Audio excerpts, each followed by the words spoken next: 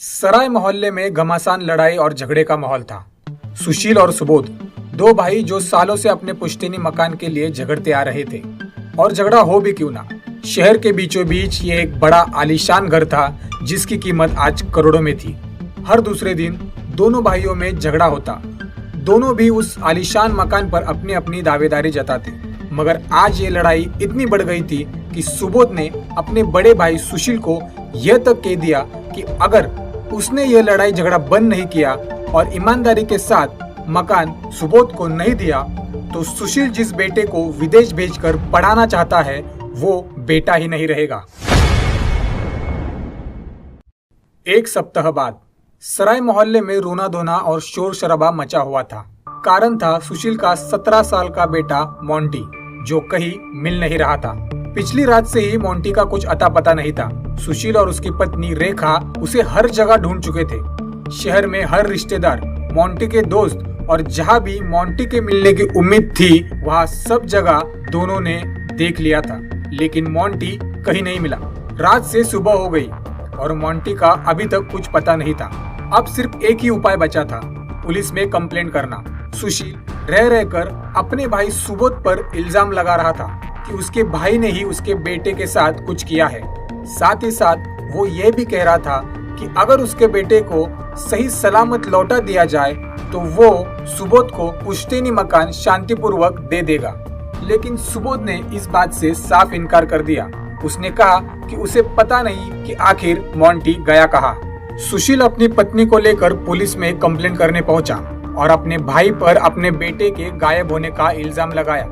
Inspector अपने हवलदार और सुशील और उसकी पत्नी को लेकर सुबोध के घर पहुंचे। सुबोध के घर जाने पर सुबोध के पत्नी ने बताया कि सुबोध घर पर नहीं है। तभी सुबोध की पत्नी चिल्लाई और एक तरफ इशारा करते हुए बोली कि यह टी शर्ट उसके बेटे की है जो उसने कल पहनी थी। ये सुनते ही पुलिस हैरान हो गई और सुबोध की पत्नी से उस टी शर्ट के बारे में पूछने लगी। तब तक वहाँ सुबोध आ चुका था। सुबोध को सारा मांजरा समझ में आ गया और उसने पुलिस से कहा कि भले ही दोनों भाई के बीच झगड़ा चल रहा था, लेकिन मोंटी अक्सर अपने चाचा चाची के पास आया करता था। हम उसे बहुत प्यार करते थे। कल भी मोंटी यहाँ आया था तो उसके चाची ने उसे कुछ खाने को दिया था जो कि गलती से कपड़े पर गिर गया। तभी मोंटी ने अपनी टी शर्ट यही उतार दी और मैंने खुद उसके लिए एक नई टी शर्ट ला दी। यह सब सुनकर सुशील ने कहा कि ये एक बहाना है, इसी ने मेरे बेटे के साथ कुछ गलत किया है। मोंटी के किडनैपिंग का आरोप लगाकर पुलिस सुबोध को अपने साथ थाने ले गई, क्योंकि पुलिस के सामने यह बात आ गई थी कि सुबोध ने सरेआम सबके सामने धमकी दी थी और मोहल्ले के सभी लोगों ने इस बात का समर्थन किया था। पुलिस ने सुबोध के साथ बहुत कड़ी तरीके से पूछताछ की, लेकिन सुबोध ने अपना मुंह नहीं खोला।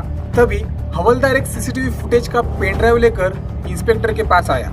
ये सीसीटीवी सुशील के घर के बीच लगे स्ट्रीट पोल का था। जब पुलिस ने यह फुटेज देखा तो पुलिस दंग रह गई। पुलिस ने देखा कि सुबोध मोंटी को लेकर अपने घर से बाहर निकला। उसने मोंटी को अपने गाड़ी में बिठाया और कहीं ले गया। कुछ देर बाद सुबोध घर लौटा, मगर लौटते वक्त वो अकेला था। उसके साथ मोंटी था ही नहीं। इस बारे में जब सुबोध से पूछा गया तो सुबोध ने कहा कि वो बाजार दवाई लेने जा रहा था। तभी मोंटी ने उसे कहा उसके दोस्त के यहाँ उसे छोड़ दे। सुबोध के मुताबिक उसने मोंटी को उसके एक दोस्त के यहाँ छोड़ा और वो वापस घर लौट आया। पुलिस सुबोध को लेकर उसी मेडिकल पर पहुंची जहाँ से सुबोध ने दवाइयाँ खरीदी थी। वहाँ जाकर पुलिस को पता चला कि वाकई सुबोध यहाँ दवाई लेने आया था। सुशील के मुताबिक सुबोध ने ही मोंटी को किडनैप किया था, लेकिन पुलिस को कोई भी ठोस सबूत नहीं मिल रहा था। पुलिस ने सुशील और उसकी पत्नी का फोन ट्रेस कर लिया था। उन्हें पता था कि अगर मोंटी को पैसे के लिए अगवा किया है तो सुशील या उसकी पत्नी को पैसे के लिए फोन जरूर आएगा। एक आधी रात को अननोन नंबर से मोंटी की मां को कॉल आया, लेकिन ये कॉल सुशील ने उठाया और दूसरी तरफ से बात सुनने के बाद सुशील ने बोला इस नंबर पर कॉल ना करें, वो किसी दूसरे नंबर से कॉल करेगा। इतना कहकर सुशील ने तुरंत कॉल काट दिया। सुशील का ये अजीब बर्ताव देखकर पुलिस चौंक गई। पुलिस को समझ नहीं आ रहा था कि आखिर ये कॉल किसका था और किसको सुशील ने दूसरे नंबर से कॉल किया। पुलिस ने सब कुछ छोड़कर सुशील पर नजर रखना शुरू कर दिया और मोंटी का वह दोस्त जिसके घर सुबोध ने उसे छोड़ा था उसे बुलाया गया। उससे पूछताछ करने के बाद ये बात सामने आई कि जब मोंटी अपने दोस्त के घर से निकला तो उसे लेने उसके पापा आए थे। धीरे धीरे सारी कहानी स्पष्ट होने लगी। अब सारा शक सुशील पर जा रहा था। पुलिस ने लगातार सुशील पर नजर रखी। एक कांस्टेबल को सिविल ड्रेस में सुशील के घर के आसपास भी चक्कर लगाने को कहा। उसी रात उसी कांस्टेबल ने इंस्पेक्टर को कॉल किया और बोला कि सुशील अभी अभी कहीं निकला है। इंस्पेक्टर ने कांस्टेबल को उसका पीछा करने को कहा और खुद भी तुरंत कांस्टेबल के बताए रास्ते पर निकल गया। सुशील अपने उसी पुश्तैनी मकान के बाहर आकर रुक गया। सोचने वाली बात यह थी कि ये मकान सालों से बंद था, या कोई आता जाता नहीं था। सुशील उस घर के अंदर चला गया। थोड़ी ही देर के बाद इंस्पेक्टर वहाँ पे पहुंचे और अपने कांस्टेबल के साथ उसी घर के भीतर चले गए। अंदर जाकर देखा तो वो मकान बिल्कुल खाली पड़ा हुआ था। चारों तरफ अंधेरा ही अंधेरा था। इंस्पेक्टर ने मोबाइल के फ्लैश से चारों तरफ देखने की कोशिश की, लेकिन कुछ भी ठीक से दिखाई नहीं दे रहा था। तभी उन्हें हल्की हल्की आवाज आने लगी। इंस्पेक्टर ने ध्यान दिया तो वो आवाज पीछे की तरफ से आ रही थी। इंस्पेक्टर ने वहां जाके देखा तो एक छोटी सी कोठी थी जिससे रोशनी आ रही थी। जब इंस्पेक्टर ने उस कोठी के अंदर झांका तो इंस्पेक्टर के होश उड़ गए। सुशील मोंटी को जबरदस्ती उसके कपड़े चेंज करवा रहा था और मोंटी कह रहा था कि पापा आप ये गलत कर रहे हैं। सुशील ने अपने बेटे से कहा कि वो मुंह बंद रखे। इस घर को पाने के लिए वो कुछ भी कर सकता है। साथ ही साथ सुशील ने अपने बेटे से कहा कि वो अपने बाप का साथ दे, क्योंकि यह सारी जमीन जायदाद उसके बाद उसी की होने वाली है। पर मोंटी ने साफ मना कर दिया। तभी एक जोरदार चाटा सुशील ने अपने बेटे के गाल पर जमा दिया। तभी इंस्पेक्टर की नजर वहां पड़े एक छोटे से इंजेक्शन पर पड़ी।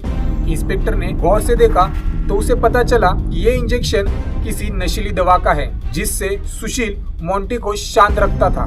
जब सुशील ने वो इंजेक्शन मोंटी को लगाने की कोशिश की तभी इंस्पेक्टर ने अंदर आकर उसे दबोच लिया।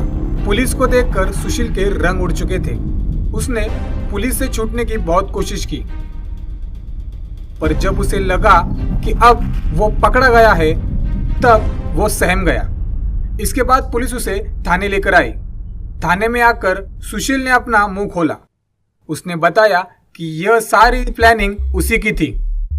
उसने ही उसके बेटे को किडनैप करके अपने पुश्तैनी घर पर रखा।